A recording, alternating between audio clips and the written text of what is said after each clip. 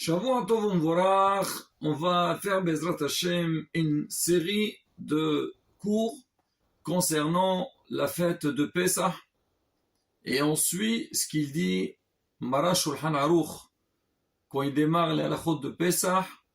Shoalim be'elchot Pessah, shloshim yom lefnei Pessah.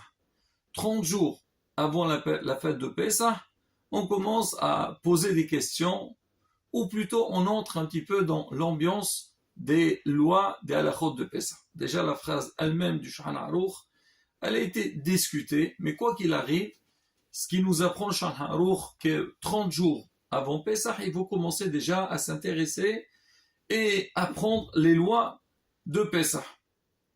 Alors sur ça, les poskim, ils ont essayé de chercher c'est quoi la raison, pourquoi spécialement on dit 30 jours avant Pessah, ou est-ce que seulement la fête de Pessah, il faut 30 jours avant à étudier ces halachot, mais les autres fêtes, on n'est pas obligé, même une semaine avant.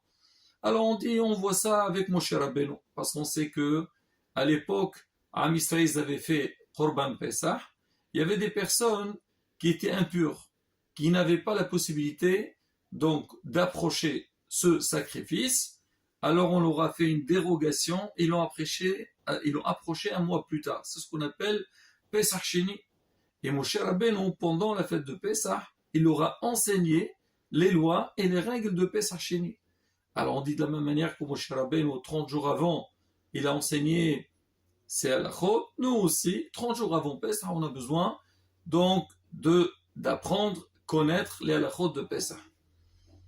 Alors, sur ça, il y a une discussion. Est-ce que c'est seulement Pessah ou les autres fêtes aussi? Certains ils disent il n'y a pas de différence, et d'autres ils disent non. C'est seulement les halachot de Pessah. Pourquoi? Parce qu'en général, toutes les fêtes, on a besoin de connaître les halachot qui concernent la fête elle-même, le jour de Yom Tov. Qu'est-ce qu'il faut faire? Alors que Pessah, il y a des halachot qu'on doit connaître, on doit appliquer avant la fête de Pessah. Ici, on attend le jour de Pessah, là, on ne pourra pas du tout les respecter, tels que, par exemple, cachériser les ustensiles. On sait qu'il y a le problème de Hametz. Il y a aussi, pour Bdiqat Hametz, c'est-à-dire la veille de Pessah, on doit vérifier à la maison et voir qu'il ne reste pas du tout du Hametz à la maison. Donc, il y a énormément de choses, faire les matzot, énormément de choses qu'on a besoin de les connaître avant d'arriver à la fête de Pessah. Et c'est pour ça, 30 jours avant, on commence à étudier ces halachot. Mais quoi qu'il arrive, Rabotai, c'est rapporté que tout le monde doit s'intéresser, doit veiller à bien connaître les halachot, parce qu'il y a énormément de règles à connaître. Alors sur ça, Rabotai, je voudrais rapporter une parole de notre maître, Rabbi Moshe Chalfon HaKohen, Zecher Sadeq, Vekadosh Levracha.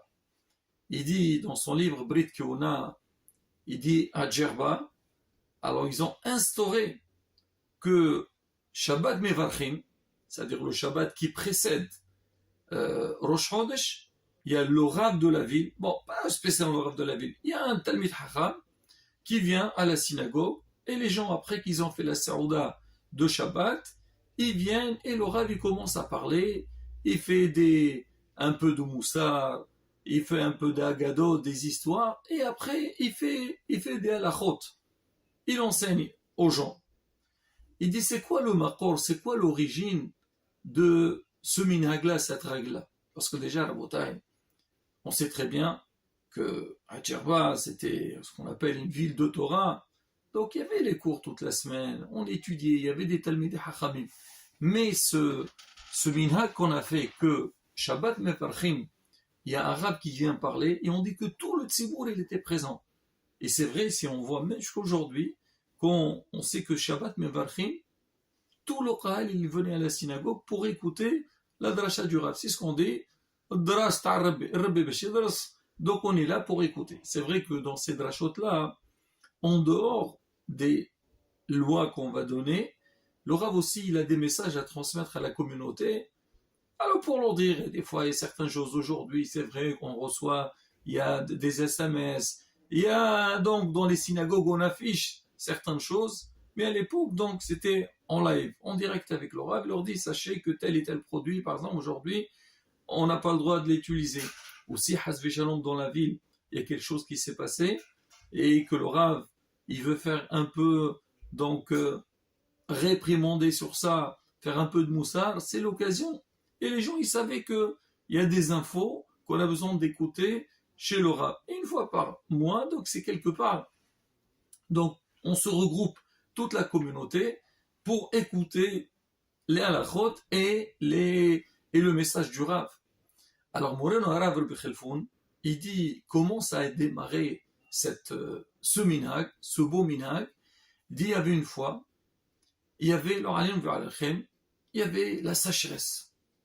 Et tout le monde était embêté. Bien sûr, les pauvres, ils étaient embêtés, surtout il y avait la fête de Pessah qui va arriver, ils ont besoin pour manger. Et on parlera, si tu veux, le prochain cours sur ce qu'on appelle Qimha de Pessah, les paniers de Pessah. Et donc les Hachirim aussi, parce qu'ils avaient des affaires, et si leur ou une sécheresse, c'est pas évident, c'est une xéra.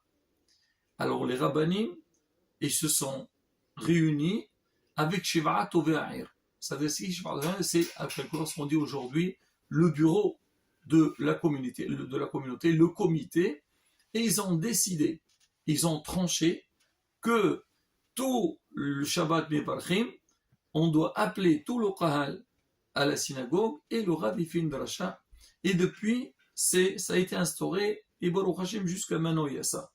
Et on dit, quand ça a été décidé, et ils ont fait, donc ce Shabbat Melachim, il y a eu une grande beracha, il y a eu une grande pluie, il y a eu beaucoup de shefa.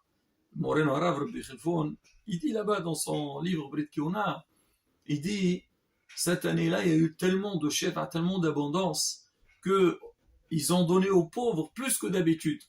Ils leur donnaient, bien sûr, il y avait les matzot, il y avait la viande, mais ils ont donné aussi du riz, pour dire que quoi, que cette règle-là, qu'elle a été instaurée, elle a fait son grand effet. Et bien, si on regarde un petit peu dans les Mekhorot, et on voit que c'est vrai que quand on étudie les règles donc de l'événement ou de la période où on se trouve, ça donne un grand shefa sur terre. Déjà, c'est rapporté, le Kapahim il rapporte, il dit, il n'y a pas seulement à Pessah qu'il faut 30 jours avant, il faut commencer à étudier les halachot de Pessah. Il dit même à chaque fête, par exemple à Purim, ou plutôt Shabbat Shkalim, on vient de passer la fête de Purim, c'est bien d'étudier Maser Shkalim, lire les Mishnayot de Shkalim, à Ta'anit, tout. Pourquoi? Parce qu'on a besoin d'être informé. Et c'est vrai, si on regarde dans la vie, quand on est informé de la chose, on arrive à la respecter différemment. Mais si on dit oui, d'accord, il y a la fête, il y a Shabbat qui vient. Shabbat, c'est Shabbat. Mais si tu ne connais pas les halachot de Shabbat, tu les étudies pas, alors comment tu vas faire un bon Shabbat? La fête de Pessah, si tu ne veux pas les halachot, alors comment tu vas respecter toutes les lois de Pessah? Et ainsi de suite. Même des fois, des choses, il nous semblent très simples et très évidentes, ben, si on ne l'étudie pas, on ne les connaît pas bien. Alors, la beauté, je vous apporte ce qui est marqué dans la Gemara Masechet Sanhedrin. Je vous lis le passage. La Gemara dit comme ça. Kol hakore davar bizmano. Tout celui qui lit quelque chose en son temps, mais vit tova la'olam. Il amène un bien dans le monde.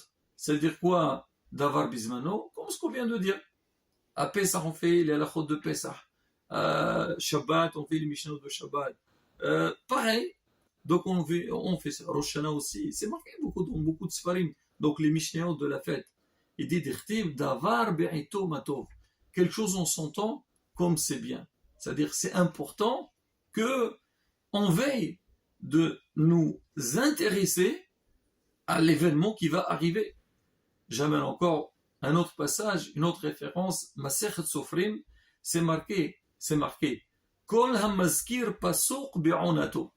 Tout celui qui mentionne un verset en son temps. Ona, c'est son zman. Onato. Ma'ale alav. C'est-à-dire que je peux considère pour lui qui est l'obana misbeah hadash ou maqrib ala qurban. Comme si il a fait un nouveau hôtel, un misbeah, et comme s'il a approché un qurban dessus. Et on sait connaît tous la valeur des korbanot. C'est qu'aujourd'hui, malheureusement, on n'a pas le Beit HaMikdash. À l'époque où il y avait le Beit HaMikdash, alors si quelqu'un y faute, il amène un korban, le korban il est mechaper alav. Aujourd'hui, on dit à la place des korbanot, on lit les korbanot, les passages des korbanot. Mais Rabotai, on a encore un nouveau tuyau. Ça veut dire, celui qui étudie la chose en son temps, donc comme s'il a approché un korban, il s'est mechaper. Donc, on peut comprendre ce qu'il avait dit notre maître Rabbi Khelfoun, c'est que, alors les rabbanim, ils ont tranché de faire tous les shabbats, mevarchin, de faire une dracha, et ça a amené de l'abondance, une bracha dans la ville. Pourquoi? Parce que c'est d'avoir bi'ito. Et ça, la beauté, si on va encore plus loin, Shulchan Aruch, Siman Kuf Nun He, alors il dit le matin, là aussi, la beauté, il faut faire tout un cours sur ça et bien développer. Alors il dit que le matin, après qu'on a fini la prière, l'homme, il doit aller au Beit HaMidrash, aller dans un centre d'études et étudier. Et il dit ce moment qu'on fixe pour les mots de Torah, lo yithenu, lo ya'averenu, il ne doit pas du tout le déplacer. Souvent, qui est Sarara, alors il connaît donc l'intérieur de chacun. Il sait que quelqu'un, voilà, il a une bonne initiative, il a décidé d'aller étudier la Torah. Qu'est-ce qu'il va lui faire? Il va lui trouver des excuses pour ne pas étudier. Alors le Shaharouk il dit non, fais attention, lo ya'averenu. Tu dis, si Sarah te dit, tu dis, il n'y a pas de souci, je ferai ce qu'il faut faire, mais maintenant, j'ai aussi autre chose qui est plus importante, qui s'appelle l'Imoud Torah. Et surtout qu'on sait que après 120 ans, une des questions, des premières questions qu'on pose à la personne, c'est Qavat Aritim la Torah. Est-ce que tu as fixé des moments d'étude de la Torah? On dit Lo Amhar Hassid. Quelqu'un qui est Amhar, c'est quelqu'un qui n'apprend pas, qui ne connaît pas les lois. Il ne peut pas être hassid. Beaucoup de fois, on voit des gens qui veulent bien faire, mais ils n'étudient pas. Ben, monsieur, si tu n'étudies pas, tu ne pourras pas connaître les règles, comment il faut faire. Et justement, alors là, comment dire, on démarre, Baruch Hashem, avec cette idée de Pesach. Shoharuch lui-même qui le dit, c'est commencer à s'intéresser, chercher, trouver des endroits pour étudier la Torah, comme on dit, s'enrichir avec les mots de la Torah et Be'ezrat Hashem, avec ces efforts qu'on fait, Akadosh Baruch Hu, il voit, comme on dit, les fonds de Sahara, et Akadosh Baruch Hu nous donnera tout ce qu'on a besoin. Amen.